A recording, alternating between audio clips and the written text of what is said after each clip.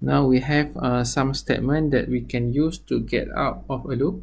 One of them is the break statement.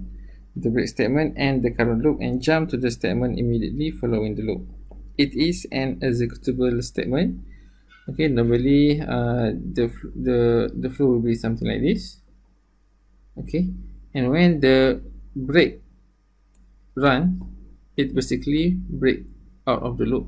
Okay, and then move to the line beyond the end of the loop. Okay, so in the right side we are going to have a loop, and this is an infinite loop, but we are going to use a break statement to get out of this loop. Okay, so if we look here, we initialize count as 0, and then while count equal to 0, we will run this statement. Okay, so in this case it's never going to get false because it is always true, because we are not controlling the iteration variable. So this is the full code of the program.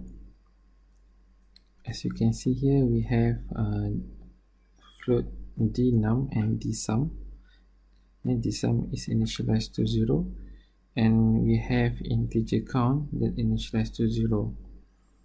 Okay, so while count equal to 0, meaning that this loop is always true.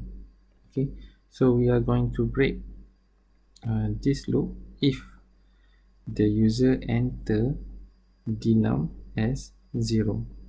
Okay, if dnum equal to 0, then this program will break and break the loop.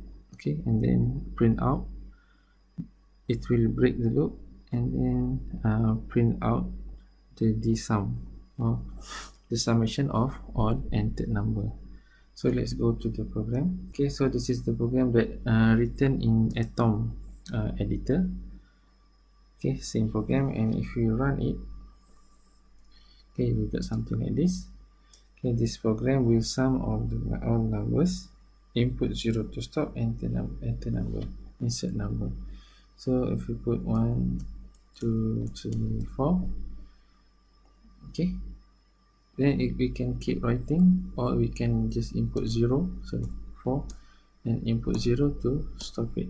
Okay, and then it will display the summation of all entered number. Okay, now we will talk about the continue statement. Okay, the continue statement and the current iteration and jump to the top of the loop and start the next iteration. Okay, compared to the break, normally this loop will be something like this. Okay, when the run statement is run, then it will stop and go back to the top of the loop. If we look at the code in the right hand side, so in this case the program that I write is, if the user enter negative value, which is dnum smaller than 0, then it will stop the iteration and go back to the top. Okay, so let's see how this program works. So this is the program.